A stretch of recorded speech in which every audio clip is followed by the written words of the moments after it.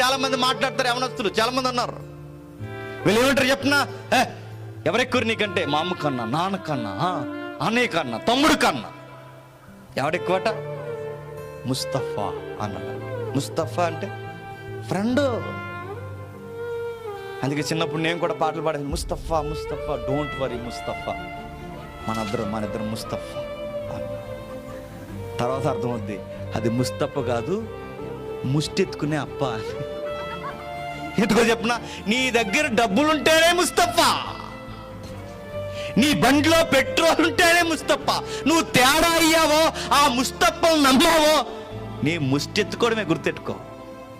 తినేస్తారు, దోసేస్తారు, నిన్ను అవసరమైతే అమ్మేస్తారు.